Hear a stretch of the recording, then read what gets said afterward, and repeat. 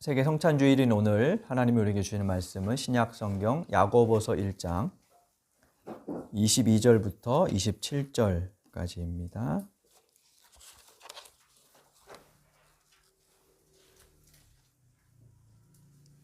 신약 성경 야고보서 1장 22절부터 27절까지 한 절씩 교독하겠습니다. 말씀을 행하는 사람이 되십시오. 그저 듣기만 하여 자신을 속이는 사람이 되지 마십시오. 말씀을 듣고도 행하지 않는 사람은 있는 그대로의 자기 얼굴을 거울 속으로 들여다보기만 하는 사람과 같습니다. 이런 사람은 자기의 모습을 보고 떠나가서 그것이 어떠한지를 곧 잊어버리는 사람입니다. 그러나 완전한 율법, 곧 자유를 주는 율법을 잘 살피고 끊임없이 그대로 사는 사람은 율법을 듣고서 잊어버리는 사람이 아니라 그것을 실행하는 사람인 것입니다.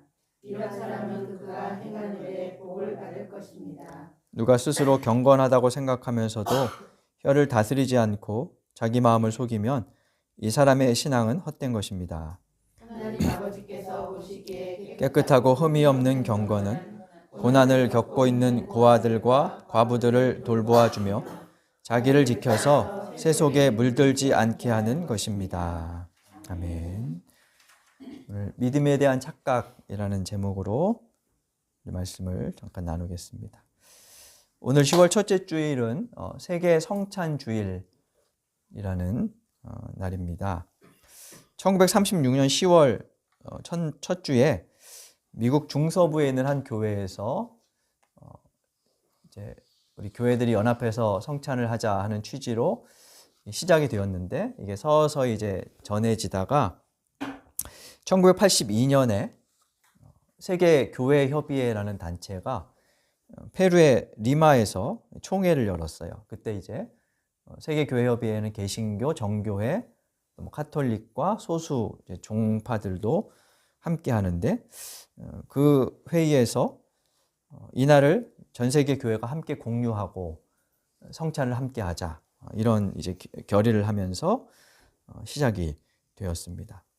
기독교 역사를 보면 카톨릭에서 정교회로 또 카톨릭에서 개신교로 서로 반목하고 갈등하며 분리되었던 그러면서 각자의 길을 걸었던 그런 역사들이 있었죠.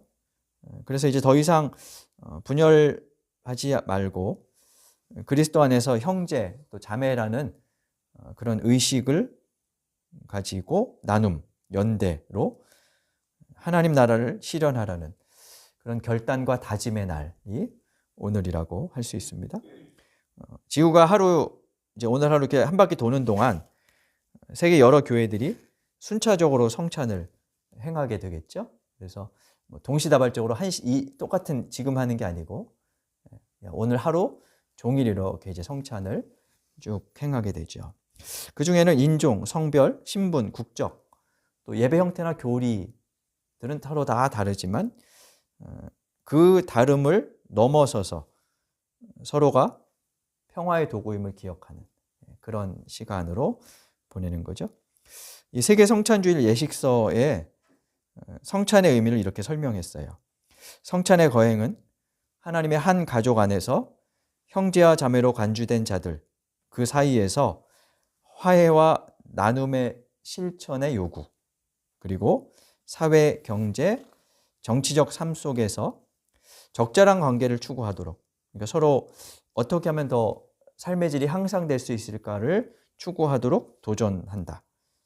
그리스도의 몸의 사귐 속에 연대하는 것, 그리고 기독교인들이 다른 사람과 세계에 대해서 책임을 다하는 것, 그것을 깨닫고 모두를 위해 기도하고 특히 병자들과 갇힌 자들과 함께하는 시간이다. 이렇게 정의를 합니다. 교회의 하나됨은 단순히 오늘 하루 성찬식을 행하는 것으로 이루어지지는 않습니다. 제도적으로 일치된다고 해서 이루어지는 것도 아니죠. 그리고 한국 개신교회가 오늘 이날을 그러니까 세계 성찬주의를 모두 지키는 것도 아닙니다. 여러분들에게도 조금 생소한 그런 이제 지도 모르겠는데요. 특히 이제 가톨릭을 이단시하는 한국의 보수적인 교단들일수록 이 카톨릭과의 연대, 뭘 함께 하는 것 자체를 이제 배교 행위로 그렇게 보기도 하거든요. 그래서 많이 이렇게 좀 도외시합니다만 오늘날의 한국교회의 현실, 또 우리 사회 현실을 보면 교회가 먼저 갈라지고 반목하고 깨어지지 말고 성찬의 식탁에 둘러앉아 형제를 나누려는 노력, 그런 것은 매우 중요하고 또 필요한 것 같아요. 적어도 나의 신앙 전통과 다르다는 이유로 배척하지는 않겠다는 그런 의식을 갖는 그런 필요는 있지요. 왜냐하면 지금의 교회가 너무 자기 교회 중심적이 되었고요. 그래서 눈을 돌려 주위를 돌아볼 수 있는 능력, 타자에 대한 상상력, 이런 것들이 많이 상실되어 있기 때문입니다. 우리가 얼마나 우리의 신앙을 이유로 차별하고 또 금긋기를 정당화하면서 그러면서도 믿음이 좋다라고 착각하고 있는지 모릅니다. 그것을 오늘 돌아볼 때이죠. 오늘 본문에서 야고보는 믿음의 착각에 빠진 성도들을 향해서 스스로에게 속지 말고 깨어나라 라고 권면을 합니다. 야고보서 1장 1절에는 하나님과 주 예수 그리스도의 종인 야고보가 세계에 흩어져 사는 12지파에게 문안을 드립니다. 이런 문구로 되어 있어요. 이 구절에는 야고보서의 저자와 수신자가 누구인지 나와 있죠. 저자는 야고보입니다. 야고보는 창세기에 나오는 이삭의 두 아들 중에 한 명, 에서와 야곱 중에 그 야곱의 헬라식 이름이에요. 당시에는 매우 흔한 이름이었습니다. 그래서 신약에 보면 적어도 3명에서 4명 정도의 야고보라는 이름이 언급이 돼요. 첫째는 예수님의 제자 중에 야고보가 2명이 있었습니다. 마태복음 10장 2절과 3절에 보면요, 12사도의 이름을 언급하면서 2명의 야고보의 이름을 적어놨는데요. 하나는 세베대의 아들 야고보, 이 사람은 요한의 형이었고요. 또 한 명은 알페오의 아들 야고보, 이렇게 나와요. 그러니까 그 12명 안에도 야고보가 2명이 있었던 거죠. 그리고 예수님의 동생 중에도 야고보라는 이름을 가진 사람이 있었어요. 마태복음 13장 55절에 보면 예수님이 고향 나사렛에 가셨을 때 고향 사람들이 예수님을 이렇게 좀 배척하면서 하는 말이 있어요. 뭐라고 하냐면, 저 사람 목수의 아들 아니야? 그 어머니가 마리아인데 그 아우들이 야고보, 요셉, 시몬, 유다잖아. 뭐 이런 말을 해요.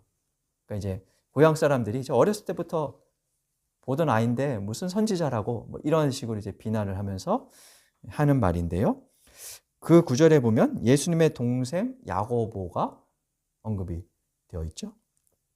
이 외에도 사도 유다, 그러니까 가룟 유다 말고 그 12제자 중에는 또 다른 유다가 있었거든요. 유다도 2명이었는데 가룟 유다 말고 다른 유다의 아버지도 야고보였다. 뭐 이렇게 나오기도 해요. 그래서 최소한 4명, 뭐 한 5명 정도까지 있다, 이렇게 이제 보는데요. 이 중에 누가 이 야고보서를 썼을까요? 뭐 알 수 없죠. 네. 전통적으로 가장 유력하게 꼽히는 인물은 예수님의 동생 야고보입니다. 그 이유는 제자 야고보 중에 하나였던 세베대의 아들 야고보는 사도행전 12장인가에 보면 이제 12제자 중에 가장 먼저 순교해요. 그게 기원 후 한 42년경 뭐 이때쯤일 것이다, 뭐 이렇게 추정을 하는데, 연대는 제가 정확히 기억을 못 하겠습니다. 하여튼 순교를 했고요. 그리고 야고보서에 나오는 시대 상황을 보면 좀 더 후대일 것이다, 이렇게 추정을 하고, 유대적인 배경이 꽤 많이 야고보서에 언급되는 걸 보면 예수님의 제자, 그러니까 동생 야고보가 유력한 인물이었을 것이다, 이렇게 봅니다. 왜냐하면 사도행전 15장에 보면 예루살렘에서 회의가 열렸던 장면이 있어요. 혹시 기억을 하실지 모르겠지만, 이방인 선교를 어떻게 할 것이냐, 그들에게 뭐 율법을 철저히 지키게 할 것이냐 말 것이냐 이걸 두고 이제 예루살렘에 모여서 회의를 하죠. 바울과 바나바 쪽과 또 율법에 철저히 해야 한다는 파가 이렇게 대립을 하는 장면이 나오는데 그때 그 예루살렘 회의의 지도자 야고보였어요. 그게 이제 예수님의 동생 야고보로 보죠. 그래서 예수님의 동생이 초대교회의 특히 예루살렘 공동체의 지도자였었고 이 사람이 예수님의 가르침을 전하면서 이것을 썼을 것이다. 이렇게 추정을 하는 거죠. 근데 반대하는 목소리도 만만치가 않아요. 왜냐하면 우리는 이제 한글로 쭉 읽으니까 이걸 잘 모르지만 헬라어 원문을 읽어보면 꽤 고급 헬라어를 쓰고 있다 그래요. 이 당시에는 이제 쓰는 문화보다 말하는 문화여갖고 수사학이 꽤 발달되어 있었는데 어떻게 사람을 웅변으로 설득시킬 것이냐 뭐 이런 거죠.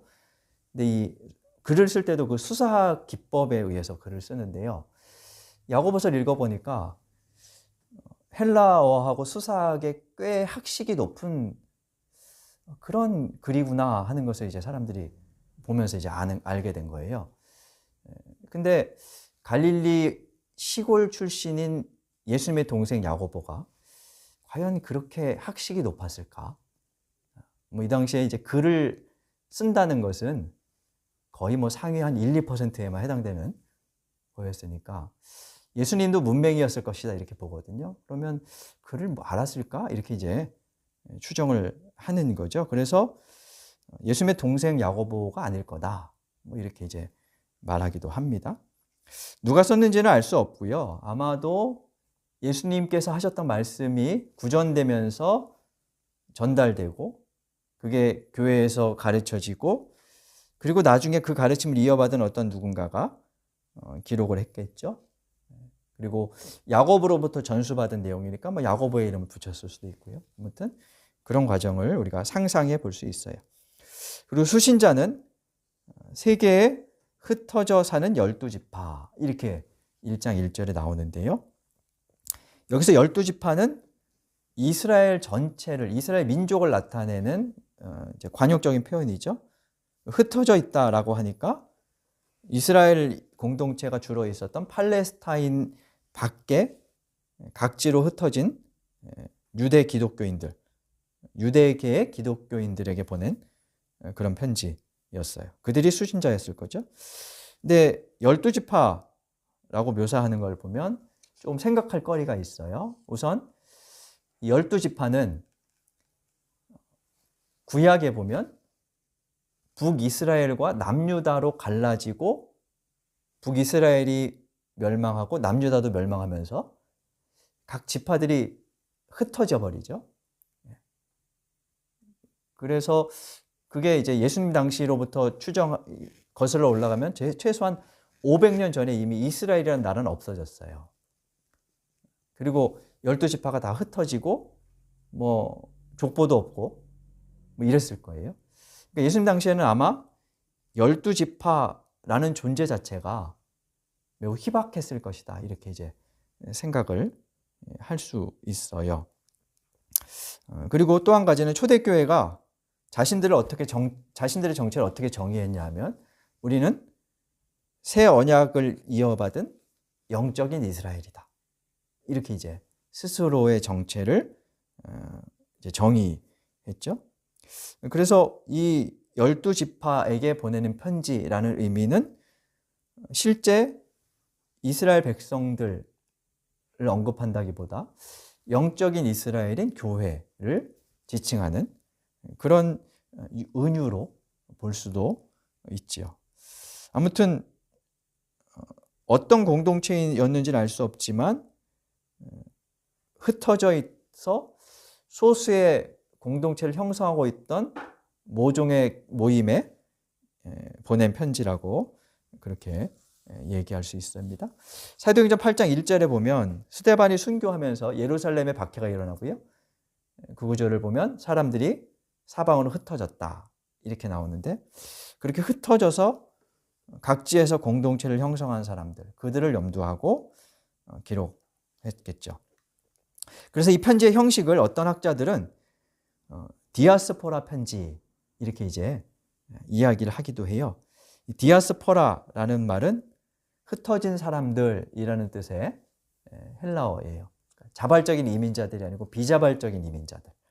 우리나라 일제시대 때 그 강압에 의해서 타지로 간 뭐 이런 사람들을 디아스포라 이렇게 이제 말을 하는데요. 디아스포라 편지라는 것은 이 당시에 유대교, 그러니까 유대 사회 전체의 지도자들이 주로 대제사장이었는데 이 대제사장이 해마다 각지에 흩어져 있는 디아스포라 유대인들, 유대 교인들한테 편지를 보내던 관습이 있었다 그래요. 대통령이 요즘도 하나 모르겠습니다. 연초 되면 신년 담화문 같은 거 발표하죠. 거기에 보면 해외 동포들에게 뭐 이런 거 하죠. 그런 거랑 좀 비슷할 것 같아요. 해외 동포들에게 보내는 연설문. 주로 무슨 내용을 담을까요? 그 연설에는 여러분들이 한국을 떠나 타지에 있지만 한민족임을 기억하고 뭐 이렇게 살라고 얘기하죠. 그리고 그 한인회에서 들어오는 뭐 각종 민원들이 있을 거 아닙니까? 뭐 그런 것들을 어떻게 뭐 해결해 주겠다. 뭐 이런 이제 구체적인 내용을 아마 그런 연설문 같은 거에 담을 건데요. 이 디아스포라, 유대 디아스포라 편지도 비슷했어요. 이민자로 살아가는 유대인들에게 자신들의 종교 문화를 지키며 유대인으로서의 정체성을 유지하도록 권면하고 또 그들이 겪는 문제들을 율법에 근거해서 해석해서 답을 이제 주는 거죠.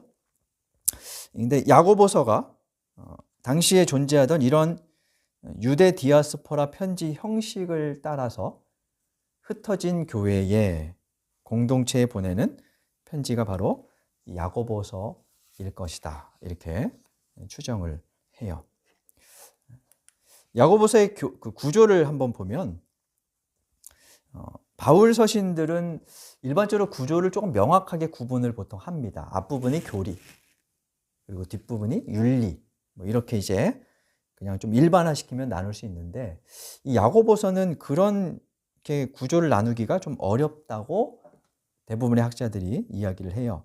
내용이 중첩되고 이제 반복되기 때문입니다. 우리가 이제 하루에 한 장씩 읽어서 그걸 잘 발견하지 못하는데 이걸 쫙 읽어보면 금방 했던 말이 또 있네 뭐 이런 식으로 그것을 이제 우리가 알게 되죠. 그래도 이제 여러 사람들이 대략 세 부분으로 구조를 나누는데요. 1장 전체가 긴 서론이고요. 2장부터 5장 11절까지가 본론, 그리고 마지막 한 7절 정도를 이제 결론으로 그렇게 얘기를 합니다. 1장에는 긴 서론이라고 하는 이유가 여기에 담은 내용이 본론에 다시 반복돼요. 그래서 이 서론에는 성도들이 지금 겪고 있는 믿음의 시험을 어떻게 이겨낼 것인지, 그리고 비난자와 부자가 서로 반목하고 차별하는 부와 가난의 문제를 어떻게 해결할 것인지, 그리고 참된 경건과 바른 믿음이 무엇인지 이거를 1장에서 설명하고요. 2장부터 5장 11절에는 서론에서 언급한 주제를 다시 확장하고 반복하면서 조금 심화시키죠. 그래서 뭐 구체적인 예를 들어가면서 여러 말들을 이렇게 강조하죠. 뭐 구약의 인물들을 예로 들기도 하고, 우리 말에 관한, 언어에 관한 문제를 쓸 때 보면 뭐 말은 배의 키와 같다, 뭐 불과 같다, 뭐 이러면서 이렇게 예를 들어서 주제를 더 강조하죠. 그리고 마지막 부분에는 고난 중에 서로를 위해서 기도할 것, 그리고 그릇된 길로 가는 사람들을 보듬고 돌아서게 하라, 뭐 이런 권면으로 마무리를 합니다. 야고보서는 편지인데 사실 당시에 그 서신 형식을 따르진 않아요. 인사도 간단하고, 특히나 끝부분에 보면 바울 서신에 모두 있는 마무리 인사가 없어요. 잘 지내라 뭐 이런 인사를 하지 않고 그냥 툭 끝나 버리죠. 그래서 편지 형식을 빌린 설교문이나 지혜 문학이다 뭐 이렇게 보기도 합니다. 마지막으로 오늘 본문 부분을 한번 살펴보겠습니다. 오늘 설교 본문으로 정한 야고보서 1장 22절에서 27절은 1장 전체가 긴 서론의 마지막 부분인데요. 참 믿음과 경건이 무엇인지를 알려줍니다. 22절에 보면 야고보는 이렇게 얘기하죠. 말씀을 행하는 사람이 되십시오. 그저 듣기만 하여 자신을 속이는 사람이 되지 마십시오. 25절에서도 듣고 잊어버리는 사람과 그것을 실행하는 사람을 대조하고 있고요. 26절과 27절에도 보면 스스로 경건하다고 하면서 자기 마음을 속이는 신앙은 헛된 것이다 라고 이야기합니다. 그러면서 하나님께서 보시기에 흠이 없는 경건이 무엇인지, 고난을 겪고 있는 사람들을 돌봐주고 자기를 지켜 새 속에 물들지 않게 하는 것이다 하면서 신앙의 삶이 어떠해야 하는지를 설명합니다. 우선 자기를 지켜 새 속에 물들지 않게 하는 것이 바른 경건이다 이렇게 말하는데요. 새 속에 물들지 않는 것이라는 표현이 종종 교회에서 교인들에게 오해를 일으키는 경우가 있어요. 어떤 오해를 일으키냐 하면 여기서 새 속은 보통 우리가 일반적으로 살아가는 세상을 말하잖아요. 그래서 이제 교회와 세상을 이분화시켜서 교회는 선한 곳, 거룩한 곳, 그리고 세상은 악한 곳, 이렇게 이제 나누는 거죠. 그래서 어디에 많이 머물러야 되냐면 거룩하고 선한 곳인 교회에. 이 교회는 지금 이제 건물로서 어떤 뭐 이런 공간에 많이 머물러야 한다. 이렇게 이제 가르치는 거죠. 이게 이제 이원론적인 사고인데 사실은 교회 안에도 얼마든지 세속적인 것이 들어올 수 있고요. 이미 많이 들어와 있고요. 그래서 이 성속을 명확하게 구분해내는 것은 사실 매우 어렵습니다. 근데 이제 우리가 이 구절을 오해해서 신앙생활 잘하는 것은 교회와 세상을 양분시키고 교회에 머무는 것이다. 이렇게 이제 그리고 금욕하는 것이다. 뭐 이렇게 이제 이야기를 하는 거죠. 근데 야고보는 여기에서 우리가 지켜야 할 것이 무엇인지를 좀 분명히 말합니다. 좀 제가 단적으로 말하면 우리가 지켜야 할 것은 예배 시간이기도 하지만 그보다 우리가 흩어져서 살아가는 일상, 거기에 존재하는 나 자신, 그것을 지켜야 한다라고 역설하는 거죠. 그리고 두 번째로 경건은 자기를 지키는 것에 머물지 않고 가난을 이유로, 피부색을 이유로 혹은 외모를 이유로 차별하지 않고 이웃을 돌보는 것에 있다라고 말하고 있습니다. 이 말은 우리의 신앙은 우리 몸 바깥에 있지 않고 우리가 우리의 몸으로 살아가는 삶, 그 삶과 분리될 수 없는 것이라는 사실을 일깨웁니다. 그래서 우리는 몸이 없는 유령적 신앙의 삶이 아니라 살과 피가 있는 몸의 신앙인이 되어야 한다라고 말하는 거죠. 근데 우리는 이 신앙의 착시, 믿음의 착각에 종종 빠질 때가 있습니다. 이유는 두 가지 때문인 것 같아요. 첫째는 너무 설교를 많이 듣기 때문입니다. 너무 설교를 많이 듣는다는 말이 비슷한 류의 설교를 굉장히 자주 많이 들어요. 거기에 우리가 많이 노출되어 있어요. 여러분 중에는 안 그런 분들 계실지 모르겠지만 하여튼 어떤 분들은 하루 종일 CBS 뭐 설교를 틀어놓는다고 자랑하는 분들이 계시던데 뭐 나오는 분들을 보면 다 비슷비슷해요. 저도 뭐 다르지 않습니다만. 근데 여기서 어떤 현상이 벌어지냐면요. 사람이 같은 말을 자주 들으면 그렇게 살지 않으면서도 그렇게 사는 것처럼 착각할 수 있어요. 그리고 내가 그걸 다 이해하지 못했으면서도 다 이해하고 있는 것처럼 그렇게 이제 착각하게 돼요. 비슷한 설교를 반복해서 들으면서 안다는 착각, 믿는다는 착각에 빠지는 거죠. 그렇다고 뭐 자주 듣지 말라는 말은 아닌데 하여튼 그 들음에 주의해야 한다는 의미이고요. 두 번째는 말하는 것 때문일 수도 있어요. 들은 것을 채 이해하기 전에 우리가 익숙한 단어들이 있죠. 교회에서 많이 쓰는 그런 단어들을 이제 반복해서 사용하다 보면 그 실체, 그 내용을 다 이해하지 못하고 마치 내가 이해하고 믿는 것처럼 착각할 수 있어요. 왜냐하면 그게 내 입에 막 그 단어들이 배어 있기 때문에 우리가 일상적으로 쓰는 단어들. 근데 설명해 보라 그러면 잘 못해요. 그런 것들이 꽤 있죠. 제가 요즘 그런 저 자신을 매우 절감하면서 살아요. 이렇게 부목사 때 뭐 이제 아이들이나 청소년들한테 설교할 때는 조금 이렇게 뭐 이렇게 좀 심화시키지 않아도 어느 정도 이렇게 돼요. 그 말은 이제 저 자신도 그 이상 별로 이렇게 깊이 공부를 안 해도 이렇게 그냥 그럭저럭 있었다는 거예요. 근데 요즘에 내가 진짜 모르는구나 하는 것을 매우 많이 사실은 절감하고 있어요. 그래서 여러분한테 혹시나 헛소리를 하지 않을까. 그게 사실은 굉장히 제 스스로는 매우 깊은 고민인데 그럼에도 어쨌든 제가 아는 한에서는 최선을 다해서 말씀을 드리려고 하지만 이게 이제 비슷하게 우리에게 벌어질 수 있어요. 내가 이렇게 많이 듣고 또 말하는 게 내가 아는 거야. 다 이해하고 있어. 라고 생각할 수 있지만 실제 들여다보면 그게 착각일 수 있다는 거죠. 그리고 또 하나는 설교자가 설교 중에 아멘을 유도하고 회중이 그에 호응할 때 이 믿음의 착각이 또 자주 일어나요.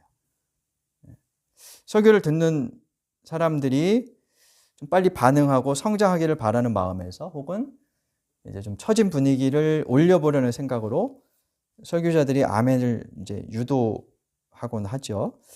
그리고 회중은 그에 반응해서 방금 들은 내용이 속에 내려와서 숙성되고 내면화되기 전에 아멘 하고 크게 외쳐요. 그 아멘이 스스로를 착각하게 만들 수 있어요.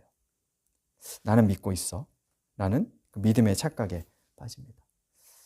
믿고 있으면 그 다음에 다른 건 필요가 없거든요. 더 이상 묵상하거나 생각하거나 이 의미가 필요가 없어요. 왜냐하면 나 믿고 있으니까. 더 이상 뭐가 필요하겠어. 이렇게 되는 거죠. 그래서 이런 식으로 우리의 믿음이 삶의 표층에 머물러요.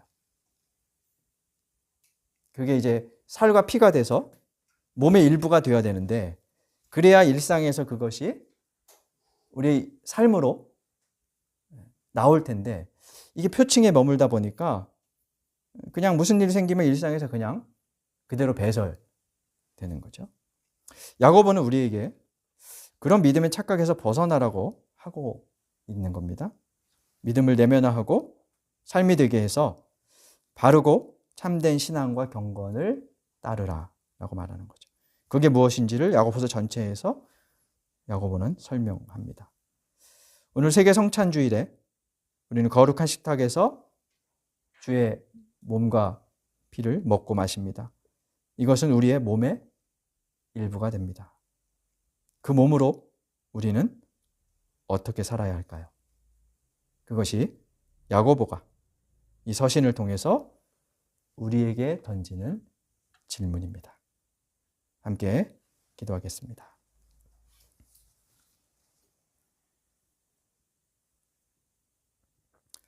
하나님, 저희로 믿음에 대한 착각, 믿는다는 착각에서 벗어나게 하옵소서.